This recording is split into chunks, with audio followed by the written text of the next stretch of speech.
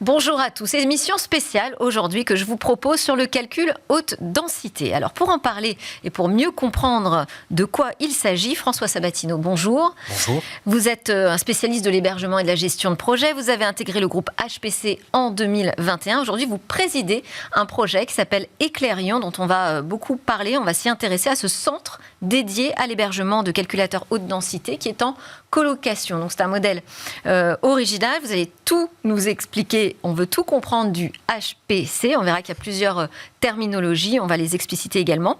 Avec vous également sur ce plateau, Olivier Boulan, bonjour. Bonjour. Vous êtes ingénieur logiciel, spécialiste de l'apprentissage automatique et le CEO de Dipika. Alors Dipika, Startup Studio, c'est-à-dire un vivier de start-up que vous hébergez chez vous pour une IA responsable. Voilà, vous travaillez sur ces technologies de rupture. C'est assez récent, vous avez ouvert vos portes en mars 2023. C'est ça, courant de l'année 2023. Et maintenant, on est à fond depuis début 2024. On a commencé notre développement à partir de mi-2023. Et alors, comme vous adressez des entreprises qui ont énormément besoin de calcul dans l'intelligence artificielle, vous allez aussi nous éclairer sur ces besoins spécifiques. Je vous demanderai à la fin un petit exercice, que vous puissiez nous résumer vraiment les key points, les points clés, pour qu'on soit sûr d'avoir tout bien compris. Ce sera en 2 minutes à la fin, pour qu'effectivement on ait le principal d'informations sur ce nouveau marché du calcul haute densité. Allez, c'est parti.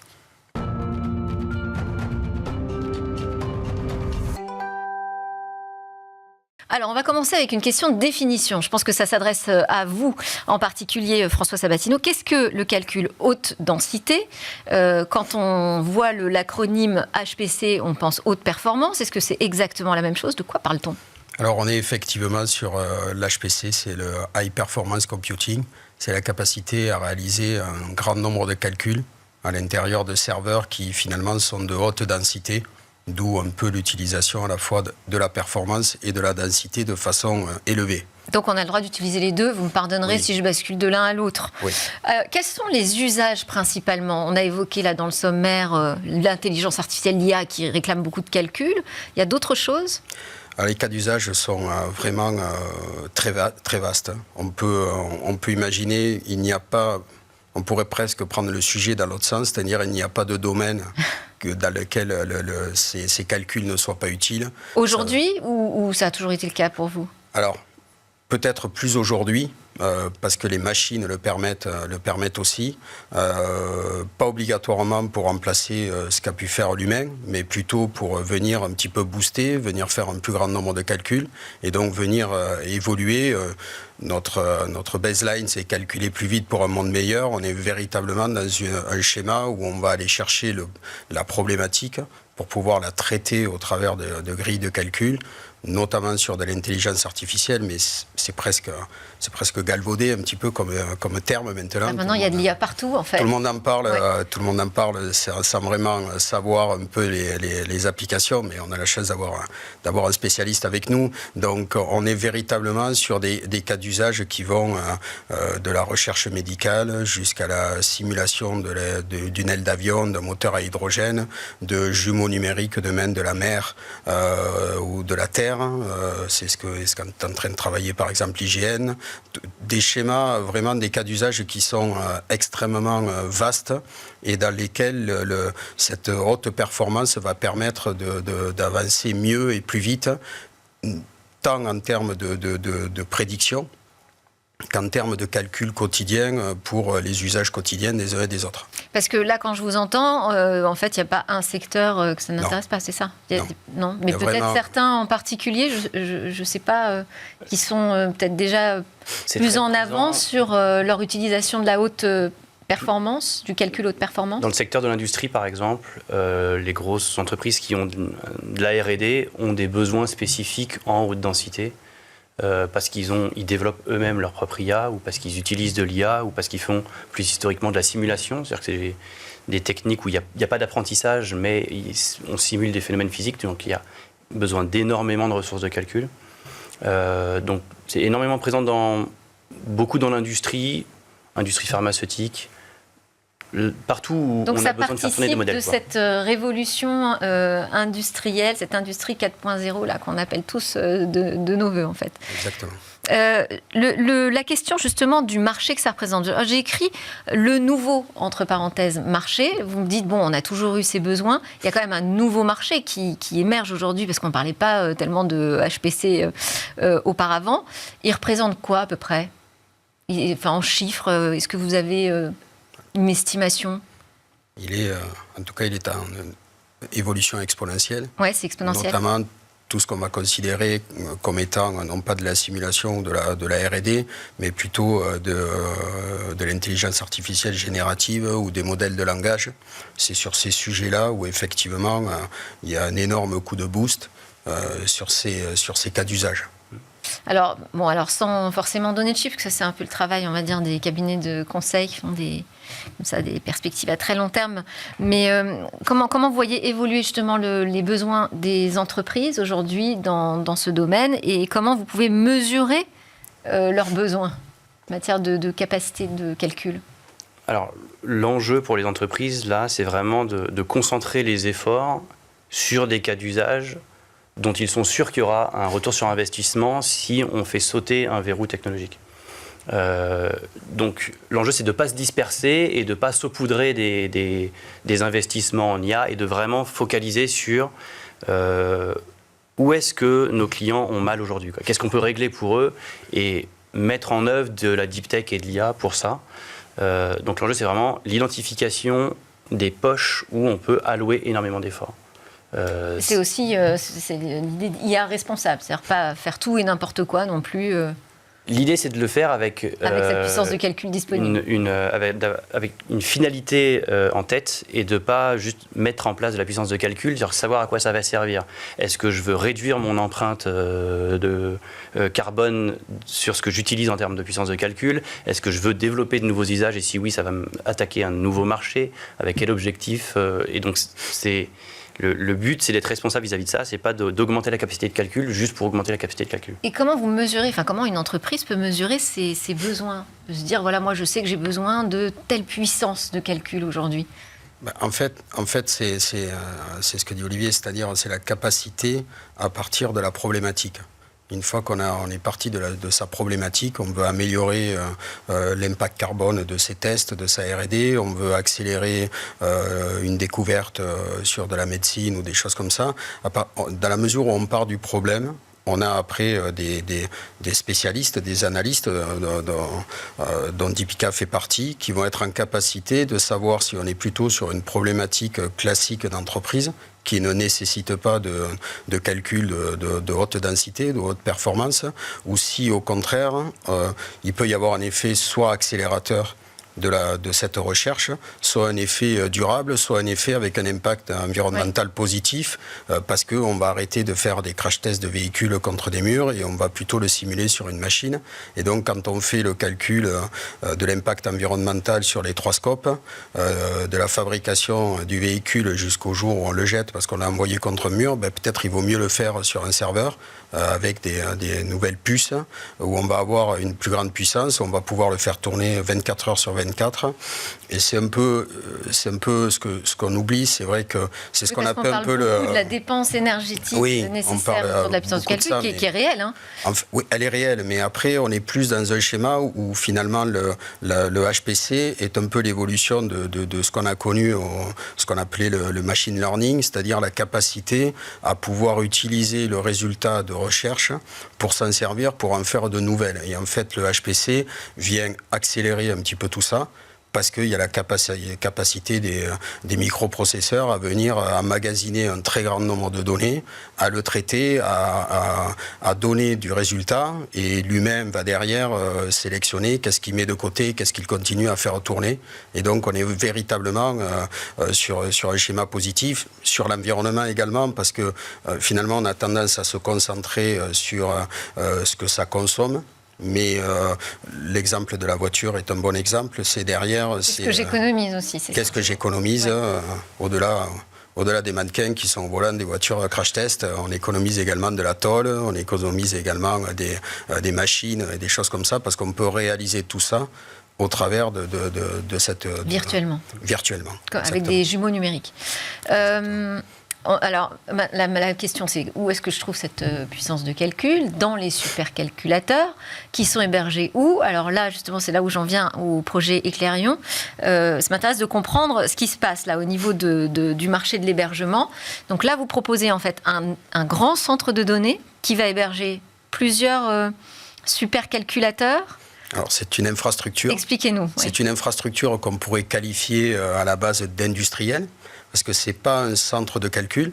En fait, c'est chaque opérateur, chaque client, chaque partenaire qui va pouvoir y installer des machines à haute performance et à haute densité qui vont lui permettre de faire ses calculs. Simplement, c'est dans un schéma où on a mutualisé la puissance, la sécurité. Donc vous offrez en fait le cadre vraiment physique, matériel, dans lequel on peut aller mettre ces machines. Exactement. Et quand vous parlez de colocation?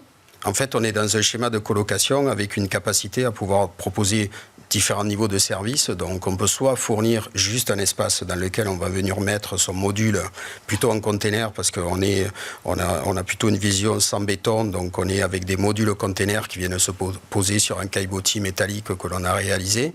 Donc, on va venir poser et puis on va être connecté à tout ce qui est la puissance nécessaire électrique. Mais on peut également choisir de venir uniquement avec ses serveurs et d'intégrer des containers que nous, on a déjà installés. Donc, on est véritablement sur un niveau de service un petit peu à la carte, en partant d'une base qui est l'infrastructure avec la sécurité, la puissance, tout ce qui va autour. Et pourquoi colocation? C'est parce qu'en fait, jusqu'à présent, ces machines existaient déjà chez les grands industriels, dans la recherche scientifique, dans les applications militaires. Ouais.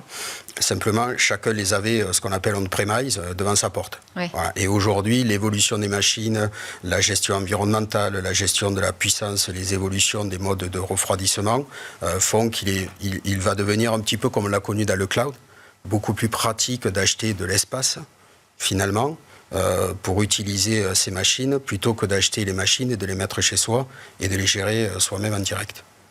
Donc c'est un modèle assez souple, en fait, économique. Hein, je veux dire, c'est un modèle économique assez souple, c'est-à-dire qu'on peut apporter sa machine ou non. On peut aussi louer juste de la puissance de calcul sans apporter de machine. On peut revendre aussi de la puissance de calcul? En fait, on va voir naître ce qu'on a vu notamment dans les gros opérateurs du cloud. On va avoir des très gros clusters sur l'IA, sur les modèles de langage, avec des structures qui vont installer des machines de grande puissance pour pouvoir les revendre, j'allais dire à la carte, au ticket. Au ticket avec j'ai besoin de faire un calcul avec une start-up pendant 3 mois avec une certaine puissance, je vais peut-être pas investir dans des millions et des millions que coûtent les machines. Donc je vais aller acheter une capacité de puissance. Mais ce que je veux dire, c'est vous qui la revendez, cette capacité de puissance, ou ça peut être un de vos clients qui s'est installé dans le centre? Ce sera plutôt un de nos clients. Ouais, ils travailleront en direct en fait. Exactement, ce sera plutôt un de nos clients. Nous, on est un petit peu dans la chaîne, dans ce modèle un peu hybride qu'on a connu dans le cloud, sauf que le cloud n'a pas la capacité à fournir la puissance nécessaire à toute la haute densité. Et donc, on vient un petit peu faire cette colloque d'espace à haute densité, mais c'est plutôt nos clients qui vont construire des gros clusters qui ont vocation à commercialiser auprès du client final. Et Olivier, chez Dipika, vous voyez ce genre de nouveaux besoins commencer à émerger? Alors, c'est un peu tôt encore? À Dipika, on le voit très bien, parce que nous, on travaille sur la couche applicative, c'est-à-dire qu'on va développer pour nos clients des solutions qui répondent à un besoin précis dans leur métier. Et ces logiciels qu'on va leur livrer, ils s'appuient sur une infrastructure. Et donc, on le voit très bien, nos clients ont besoin d'avoir accès à des infrastructures. Ils ont des difficultés à avoir accès à ces infrastructures. Ils ont besoin, c'est de la haute densité, c'est pas juste un serveur qu'on peut louer sur le cloud. Et donc, ils cherchent, d'où le partenariat Eclairion Dipika qui fait tout son sens. Parce qu'on est capable d'apporter... Alors ça, on n'en a pas parlé. Donc, vous avez noué un partenariat récemment ensemble, mais c'est sur de la veille scientifique, non? C'est ce que j'avais compris. C'est pour pouvoir adresser des clients sur l'ensemble des couches, c'est-à-dire les couches applicatives, où Dipika peut parler expertise métier avec un client et lui faire une solution à façon. Et aussi sur l'infrastructure, c'est-à-dire que si les calculs doivent être hébergés quelque part, on lui amène une solution tout en un. Il a l'application, il a l'infrastructure. Eclairion se charge de l'infrastructure, Dipika de l'ingénierie logicielle, et comme ça le client peut utiliser immédiatement le... Est-ce qu'on peut dire que c'est du HPC as a service? Oui. Bon, j'invente peut-être, hein, mais... Non, on est véritablement dans cette dynamique-là, d'HPC as a service, comme on a aujourd'hui du cloud as a service, avec la possibilité d'augmenter... Et ça existe déjà aujourd'hui, ce modèle de HPC as a service, là, que j'improvise un peu, mais... Ça commence un petit peu, mais plutôt de façon spécifique dans certains métiers. On le voit dans le rendering, tout ce qui traite de l'image, du cinéma, etc. Il y a des spécialistes qui mettent à disposition des espaces de calcul ou de stockage de données pour des métiers un petit peu spécifiques. Là, l'évolution des microprocesseurs va permettre de créer des gros clusters qui s'adresseront un petit peu à tous les métiers en ayant utilisé l'expertise de structures comme Dipika pour venir chercher un petit peu tirer le parti de la puissance des machines, quoi. Et alors moi j'ai inventé ce terme là, HPC as a service, mais est-ce qu'il y a un terme approprié pour ce nouveau marché? Bon, alors vous allez adopter le mien. Oui. Ça semble très bien. Je vous demandais où ça en était, parce que Eclairion, typiquement, c'est pas encore tout à fait finalisé, c'est encore au stade de projet, n'est-ce pas? Alors, c'est pas au stade de projet, c'est au stade de la finition, avec une ouverture dans les prochaines semaines. D'accord. Donc, c'est un projet qui a démarré, alors, il y a pas mal d'années, en tout cas, qui a germé il y a pas mal d'années dans la tête notamment de personnes du CEA, d'HPE, d'Atos, etc. Et puis, quelqu'un a porté un petit peu le projet pour le cocher sur une feuille, et puis nous, on l'a repris en cours de route, et donc on a démarré en 2022 le chantier pour une ouverture d'ici la fin de l'année 2024. Qu'est-ce qui prend du temps ? Alors, c'est une infrastructure qui est à la fois légère, si on parle en termes de béton, parce qu'on est sur des caillebotis métalliques, mais en même temps, on parle de un petit peu plus de 1000 tonnes de fer, avec des poutres, avec 10 000 mètres carrés perchés à 4 mètres de hauteur, avec des infrastructures, des câblages, du réseau, de la capacité à capter de la puissance énergétique. Donc ça veut dire que pour des opérateurs comme Enedis ou RTE, il faut nous amener de la puissance électrique. Donc tout ça... Et il faut trouver aussi le lieu. Et il faut trouver le lieu. Alors on avait trouvé le lieu et le projet à Bruyères-le-Châtel, donc on est juste en face le commissariat à l'énergie atomique. Et puis à partir de là, on a pu lancer un petit peu les travaux, mais on est sur des infrastructures qui nécessitent beaucoup de matériel, beaucoup de travail, et surtout il y a beaucoup de technicité. Donc c'est un contrôle permanent, puisqu'on a vocation à héberger des machines qui coûtent plusieurs centaines de millions, dans un cadre ultra sécurisé. Et donc, j'ai envie de dire, c'est le genre d'endroit qu'il faut faire avec la plus grande attention. Pas qu'il y ait un incendie, quoi. Je fais une référence une intrusion, à des catastrophes qu'on a pu voir sur certains data centers. Donc c'est des questions de sécurité physique et de sécurité aussi cyber. Oui. Tout à fait. Donc on est... alors après, bon, bien évidemment, le lieu, je ne sais pas si on peut l'annoncer comme ça, mais c'est un peu Bruyères-le-Châtel est devenu un petit peu, avec le très grand centre de calcul, Terratech, le CE-ADAM est devenu un petit peu la Silicon Valley de l'HPC français. Ouais. Donc on est quand même sur l'HPC Valley. Allez, je vous trouve un autre terme. Valley, voilà, qui est vraiment voué à accueillir ce type de business. Donc on est quand même sur des lieux qui sont extrêmement protégés, et avec des contraintes que l'on s'est fixées en termes de normes ISO, en termes de labels environnementaux, en termes de labels de sécurité, qui sont des niveaux très élevés, qu'on ne peut pas appeler défense, parce que le niveau défense, c'est pour la défense et c'est pas pour le privé, mais qui sont quasi équivalents, ouais, et qui permettent aussi de pouvoir adresser les attentes des clients qui souhaitent venir mettre quand même leur machine chez nous. Oui, c'est une infrastructure critique, oui, en fait. Oui. Et alors, donc là, on voit le point sur la partie technique, sur l'acculturation, l'éducation des entreprises. Est-ce que là aussi, il y a un chemin à faire pour expliquer justement quels sont les besoins aujourd'hui en HPC, comment est-ce qu'on trouve cette ressource, les nouveaux modèles économiques ?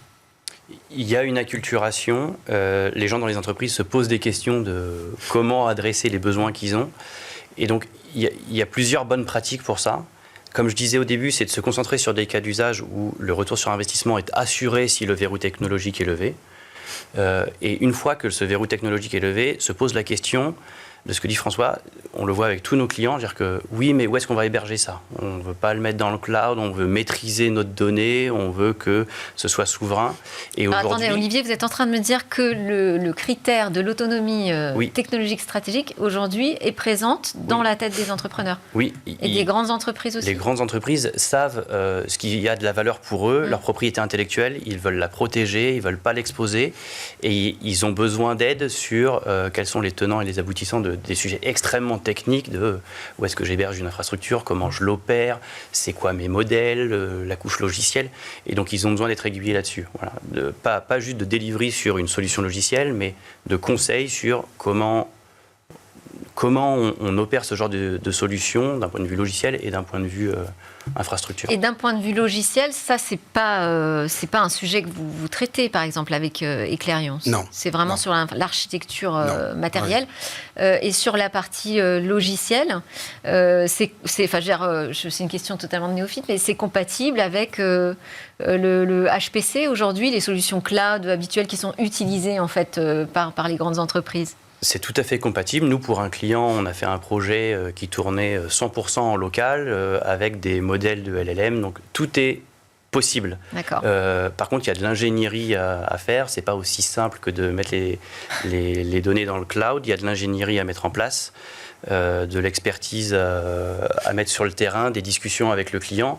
Mais c'est parfaitement possible. Nous, on l'a fait. Et ça tourne pour un client.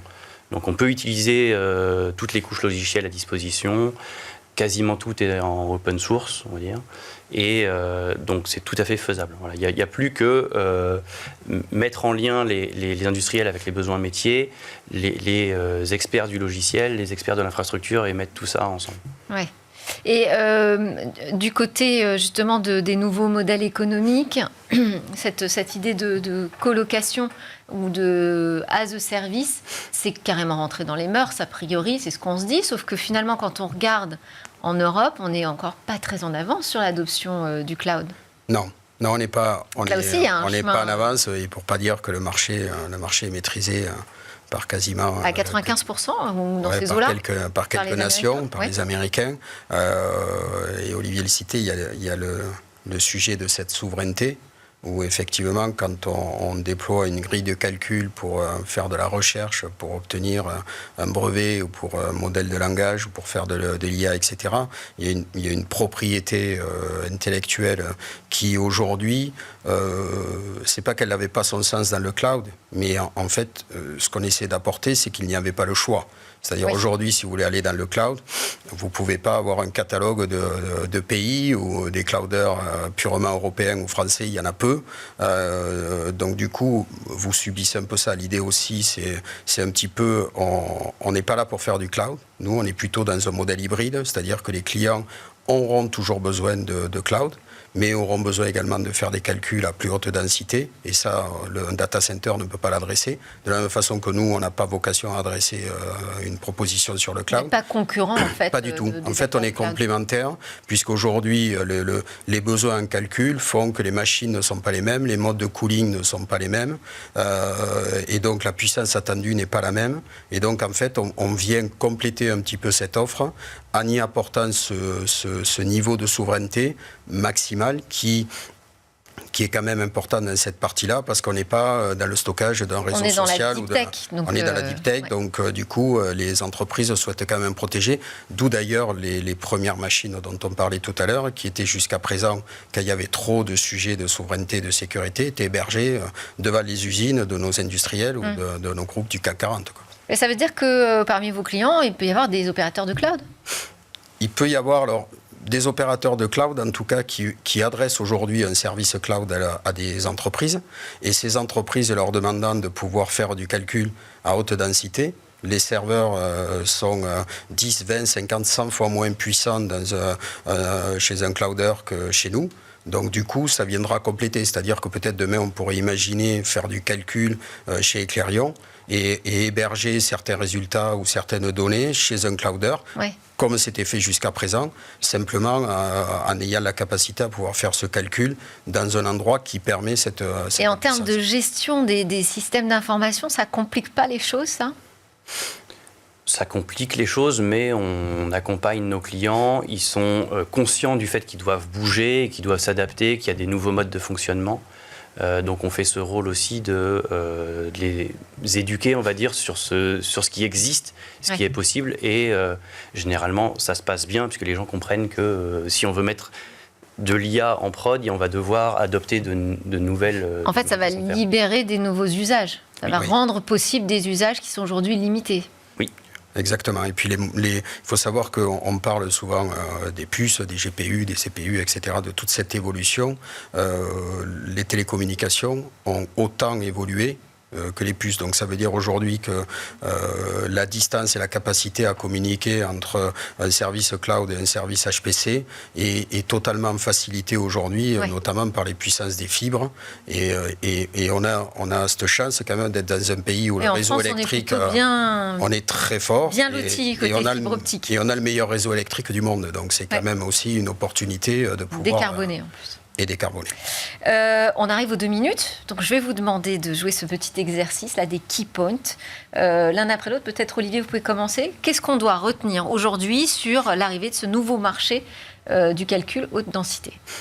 Alors, pour les clients finaux, c'est de se concentrer sur des cas d'usage où la haute densité peut leur rapporter quelque chose immédiatement. C'est-à-dire que là où ils ont mal, par exemple, si je suis un constructeur d'avion, je veux réduire de la moitié le temps de design d'une aile.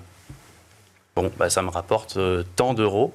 Et si je fais un projet de calcul haute densité, mon objectif, ça doit être ça. Il faut être clair sur ce que ça rapporte. Donc, concentration des efforts sur des projets où le retour sur investissement, il est connu et il est sûr. Voilà. Le seul verrou à lever, ça doit être un verrou technologique et pas un verrou de ROI. Voilà, ça doit être un verrou technologique. Allez, 1 minute, parfait. Il reste 1 minute pour nous donner les key points, François. Sur cette partie, alors on a parlé, voilà, ce que vient de dire Olivier, puis sur la partie environnementale, c'est de se dire qu'on a opportunité aujourd'hui, de par tout ce qu'on vient d'expliquer, de pouvoir adresser des besoins en termes de calcul, tout en respectant l'environnement, avec une capacité, notamment dans les schémas modulaires comme on les propose, de pouvoir faire du refit de machines sans être obligé de venir déconstruire ou reconstruire. Simplement, le côté modulaire souverain, c'est du power space cooling.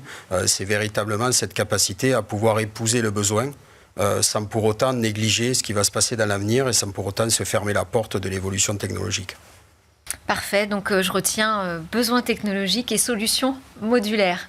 Merci beaucoup Olivier Boulan de Dipika et François Sabatino d'Eclairion pour ce mot de la fin et pour vos éclairages sur ce sujet et ce nouveau marché qu'on va voir grandir très très vite, je pense, dans les mois qui viennent. Merci encore, excellente journée à tous.